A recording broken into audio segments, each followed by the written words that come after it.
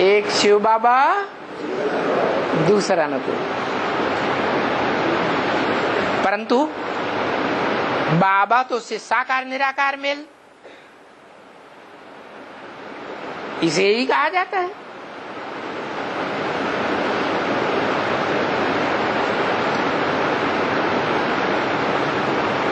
तो उसे कौन मिलता है साकार निराकार का मेल?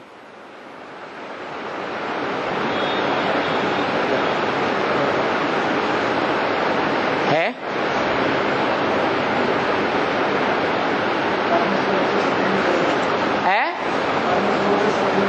सुप्रीम सोल तो निराकार, फिर साकार का मेल कैसे कहें?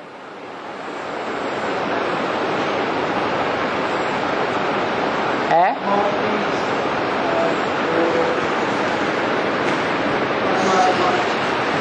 बोला इदं शरीरम कौन्तेय क्षेत्रम इत्यभिधीयते। हे कुंती पुत्र अर्जुन, ये जो शरीर है तेरा, यही धर्म क्षेत्र है, यही कर्म क्षेत्र है, यही युद्ध क्षेत्र है।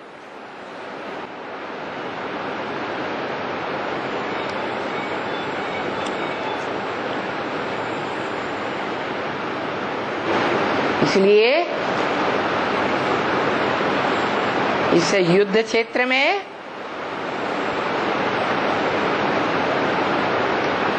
सारी दुनिया को स्वाहा होना है।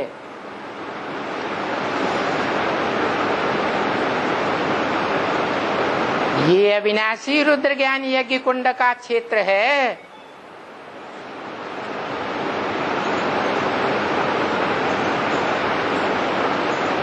इस यज्ञ का नाम क्या है? अविनाशी रुद्र ज्ञान यज्ञ।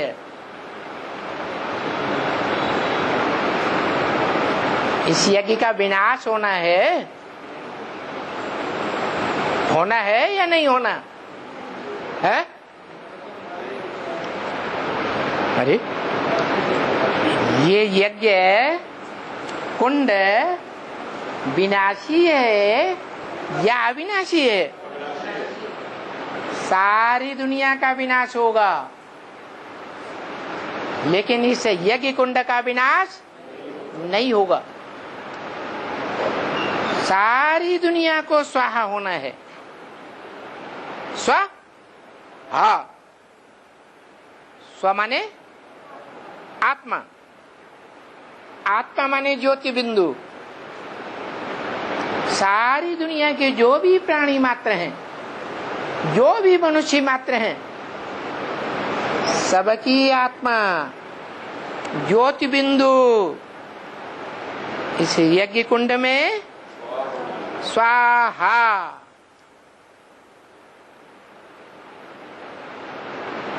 जो झाड़ के चित्र में ऊपर दिखाया, कौन बैठा हुआ है? शंकर का नग्न रूप निराकार बैठा हुआ है।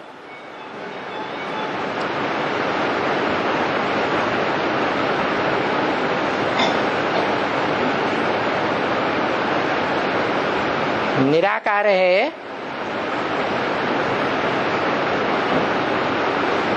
या शरीर भी है?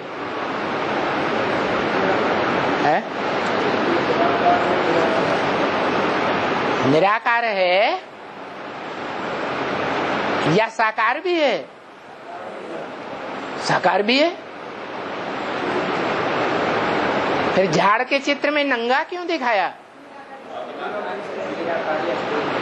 साकार तो है, शरीर तो है, लेकिन शरीर और शरीर की इंद्रियां निराकारी स्टेज में है। इंद्रियां जैसे है ही नहीं, जिसको कहा जाता है देखते हुए नहीं देखना, सुनते हुए नहीं सुनना।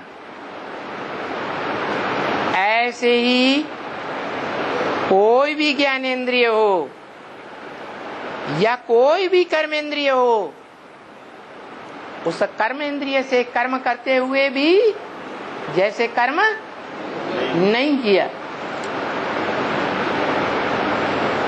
कर्म का फल मिल ही नहीं सकता। क्योंकि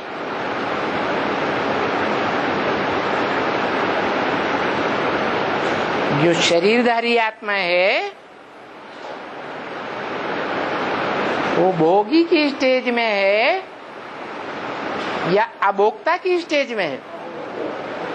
अभोक्ता की स्टेज।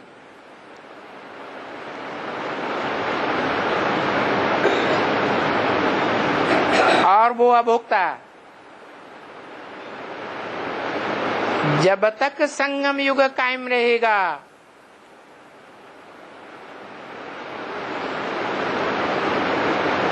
तब तक अभोक्ता ही बनकर रहेगा।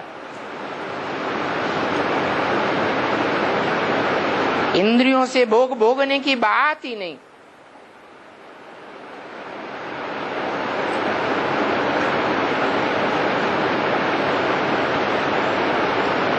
स्वयं भी अभोक्ता। और नंबर बार दूसरी आत्माओं को भी उस स्टेज में धारण कराता है या नहीं कराता?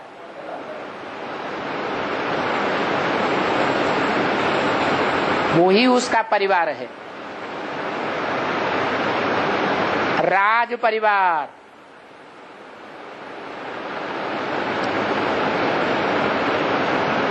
राजाई प्राप्त करने वालों का परिवार। कितनी आत्माओं का परिवार है?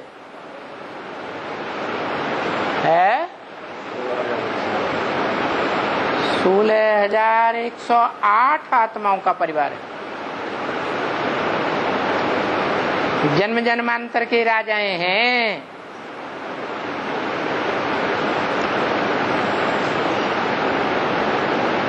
जिन्होंने भगवान से राजयोग सीखा है।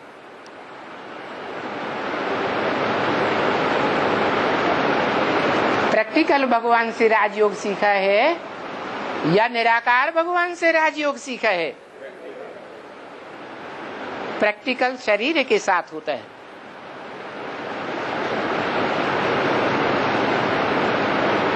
शरीर की इंद्रियों के साथ होता है। 16,000 का क्या गायन है शास्त्रों में?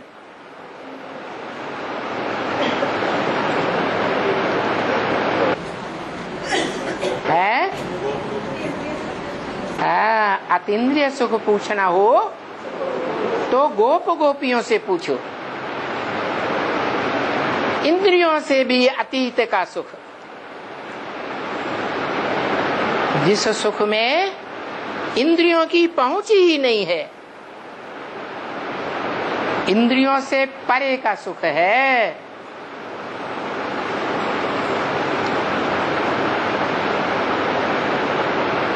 इंद्रियां कितनी हैं? है 10 इंद्रियां है ना। जो साकार इंद्रियां हैं, उन साकार इंद्रियों की पहुंच ही नहीं है उस स्टेज में, जिसे अतीन्द्रिय सुख की स्टेज कहा जाता है। वो इंद्रियों से अतीत का सुख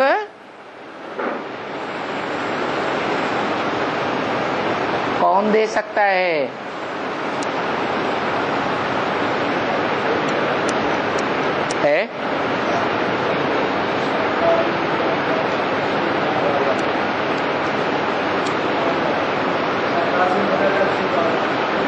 इंद्रियों वाला दे सकता है या जिसको इंद्रियां हैं ही नहीं वो दे सकता है? जिसको इंद्रियां नहीं है वो दे सकता है।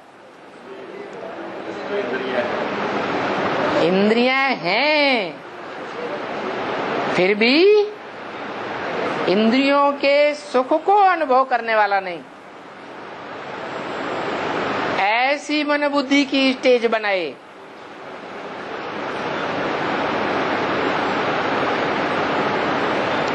जिसे गीता में बोला है पक्का कर्मयोग, कर्म इंद्रियों से कर्म करे, लेकिन मन बुद्धि की स्टेज, मन बुद्धि रूपी जो ज्योति बिंदु आत्मा है, उसकी स्टेज इतनी ऊंची रहे, ऊंची स्टेज में रहे कि नीचे की इंद्रियों में जा ही न सके। इंद्रियां नीचे हैं और मन बुद्धि ऊपर है।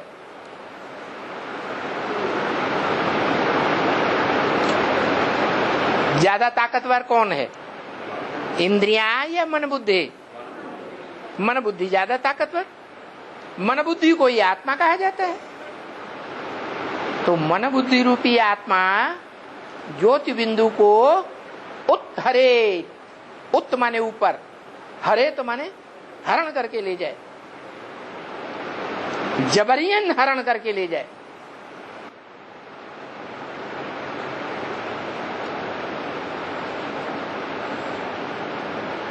वो आत्मा 63 जन्म की आदि है इंद्रियों का सुख भोगने की।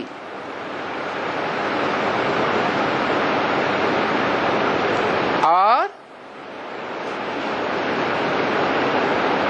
कर्म इंद्रियों का सुख भोगने की। कर्म इंद्रियों में भी जो बड़ी पावरफुल इंद्रिय है, कौन सी इंद्रिय? काम इंद्रिय।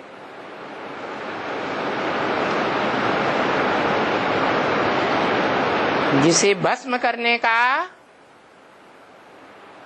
श्रेय शास्त्रों में किसको मिला हुआ है? शंकर को मिला हुआ है।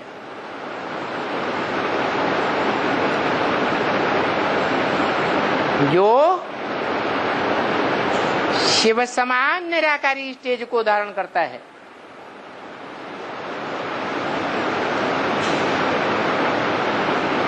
शिव स्वरूप बन जाता है, जिसकी यादगार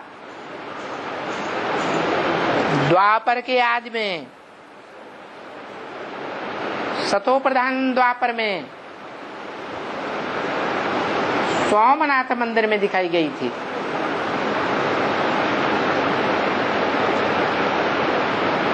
वो यादगार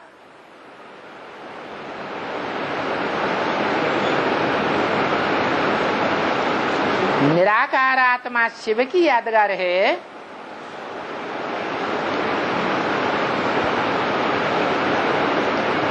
निवृत्त रहने वाली आत्मा की यादगार है या सदा प्रवृत्त रहने वाली आत्मा की यादगार है?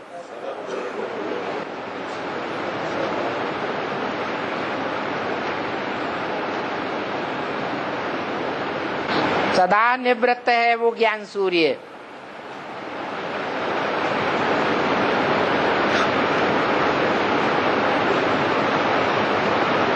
जो ज्ञान सागर में मुकर्रर रूप से प्रवेश करता है।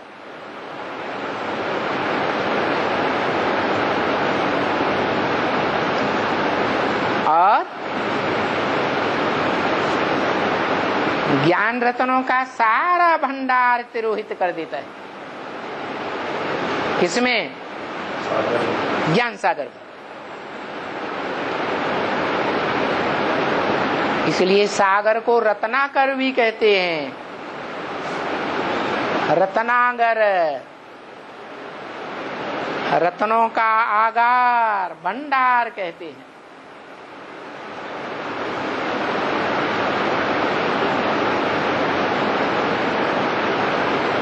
उस ज्ञान सागर को ही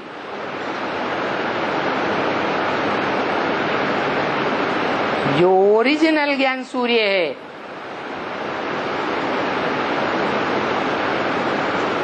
वो सूर्य का टाइटल देते हैं, जिससे सूर्यवंश की पैदाइश होती है।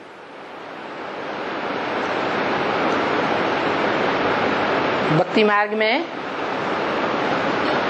सूर्यवंशियों में शिरोमणि किसको कहा जाता है?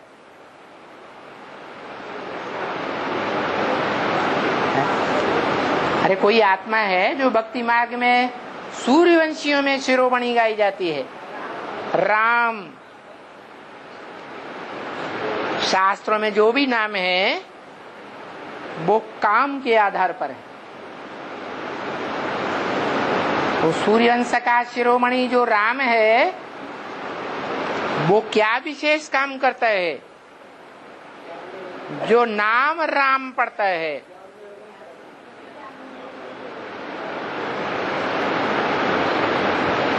रम्यते योगिनो यस्मिनीति राम। योगी लोग जिसमें रमण करते हैं, अतीन्द्रिय सुख में खेलते हैं, जिसकी याद में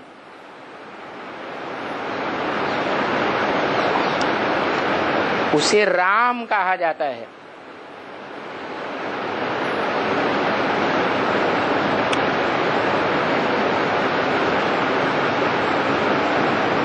योग लगाते हैं।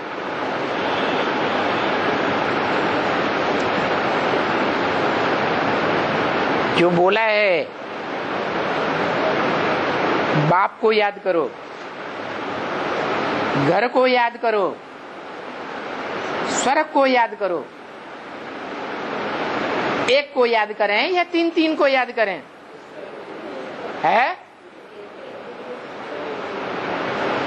कहते तो यही है, एक शिव बाबा दूसरा न कोई। तो ये तीन तीन कहां से आ गए? है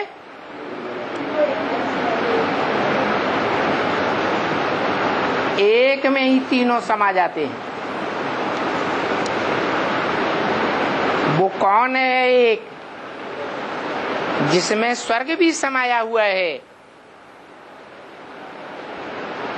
सुखधाम भी समाया हुआ है।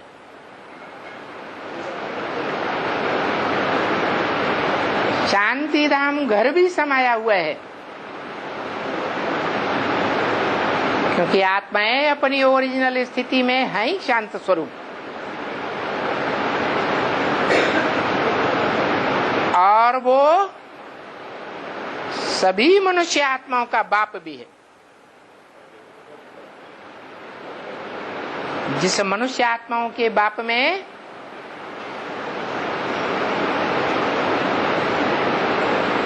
आत्माओं के बाप शिव का स्वरूप समाया हुआ है।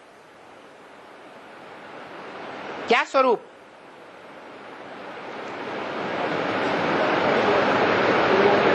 क्या स्वरूप समाया हुआ है? अरे शिव का क्या स्वरूप है? ज्योति बिंदु निराकार, जिसे गीता में कहा अणु अणियांसम, अणु से भी अनुरूप है, अति सूक्ष्म है।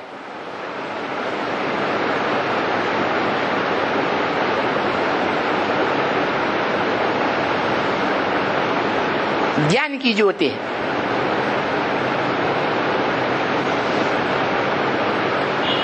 वो शिव का स्वरूप उसमें समाया हुआ है। जो बोला है तुम मुझे जितना याद करते हो उतना मैं तुम्हारे साथ हूं।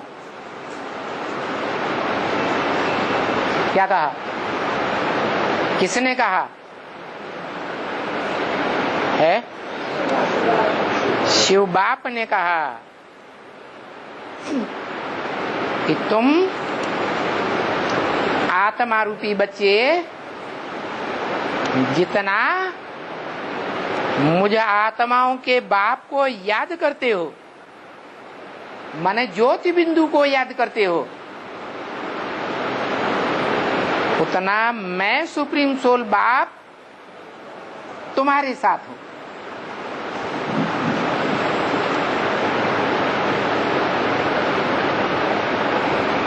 तो कोई के साथ सदा काल भी रहेगा या नहीं रहेगा? है, रह सकता है या नहीं रह सकता है? जिसके साथ सदा काल रह सके उसके लिए बोला इस सृष्टि पर सदा कायम कोई चीज है नहीं। सदा कायम एक ही शिव बाबा है। ये नहीं कहा एक शिव बाप है। शिव बाप इस सृष्टि पर सदा कायम है या शिव बाबा इस सृष्टि पर सदा कायम है? शिव बाबा सदा कायम। महाविनाश महामृत्यु के समय भी कायम रहेगा, रहता है या नहीं रहता है? रहता है।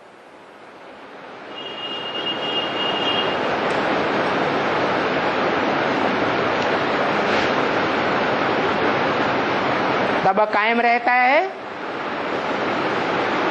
जब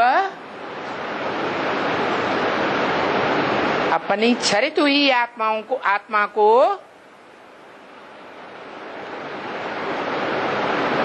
प्रैक्टिस के द्वारा, बार बार अभ्यास के द्वारा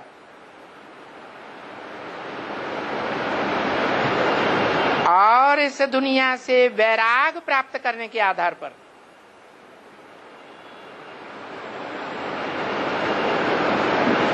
निरंतर स्थिर हो जाता है।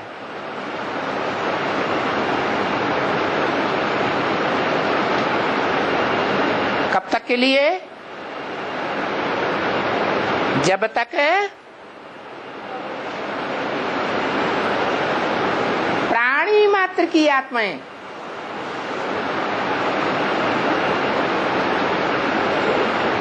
कीड़े मकोड़े पशु पक्षी पतंगे कीटाणु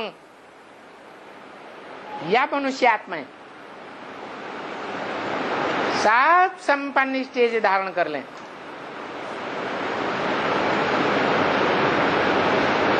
तो संपन्न हुई आत्माओं को 5 तत्वों का पुतला भी कैसा चाहिए? सत्व प्रधान चाहिए, संपन्न पुतला चाहिए या रजो प्रधान तमो प्रधान चाहिए?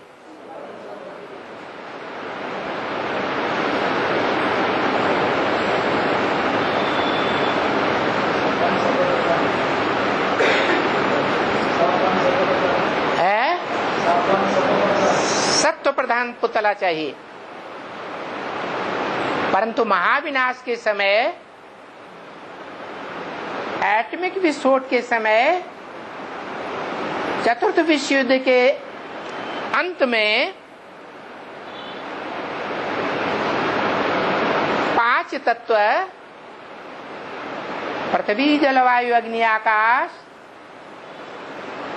तामसी रूप धारण किए हुए होंगे या सात्विक राजसी होंगे? तामसी बन जाएंगे।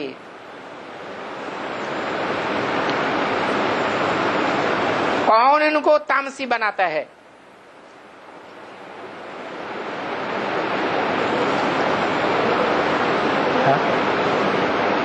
अरे अपने आप तामसी बनते हैं कि कोई बनाने के लिए निमित्त बनता है? कौन निमित्त बनता है?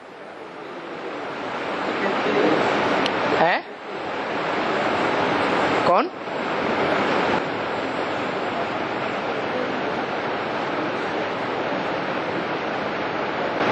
अरे भगवान निमित्त बनता है।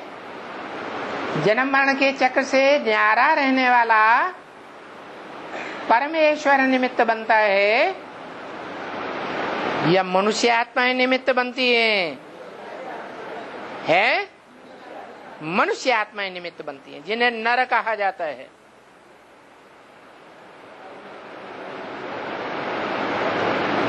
तो नर 5 तत्वों को तामसी बनाता है या सात्विक बनाता है? तामसी बनाता है।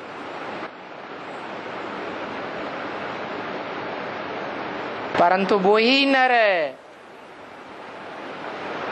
जब राजयोग के अभ्यास से नारायण बन जाता है, क्या बन जाता है?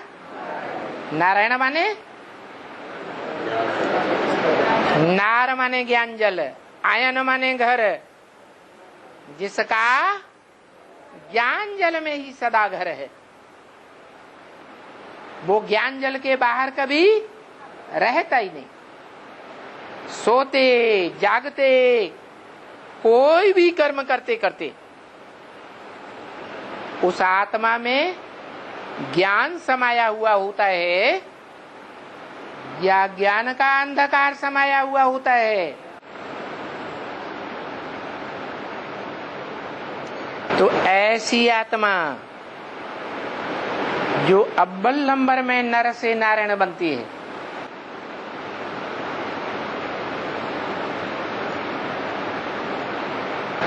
वो नारायण वाली आत्मा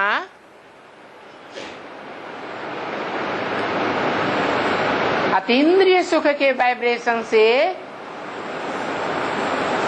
मनुष्य सृष्टि के पहले पत्तों को जन्म देती है।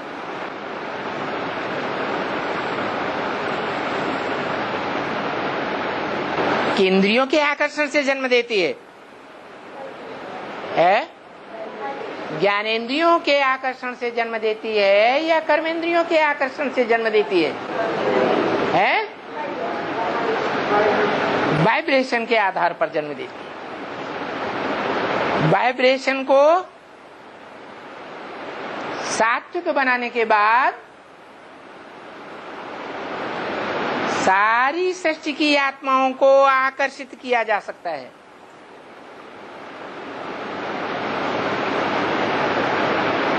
प्रैक्टिकल में देखें,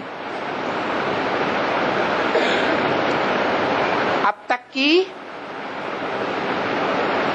3 प्रकार के ब्राह्मणों की संगठन की दुनिया तैयार हुई। ज्ञान यज्ञ के आदि में ओम मंडली तैयार हुई, ब्राह्मणों की दुनिया बनी ना। दूसरी दुनिया 1947 में ब्रह्मा कुमारी ईश्वरी विश्वविद्यालय के नाम से तैयार हुई, ब्राह्मणों की दुनिया बनी ना। 1976 में है ब्रह्मा कुमारी विद्यालय का नाम बदल करके क्या पड़ गया?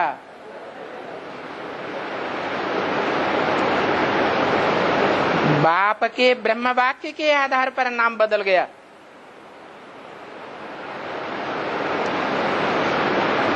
और बोल दिया कि वो शब्द प्रजापिता ब्रह्मा कुमारी हटाकर आध्यात्मिक ईश्वरी विश्वविद्यालय नाम रखो।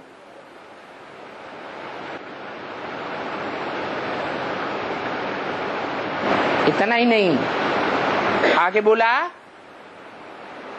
फिर सभी सेंटर्स पर लिखना पड़ेगा आध्यात्मिक ईश्वरीय विश्वविद्यालय। ओम मंडली खलास, ब्रह्मा कुमारी विद्यालय सब खलास।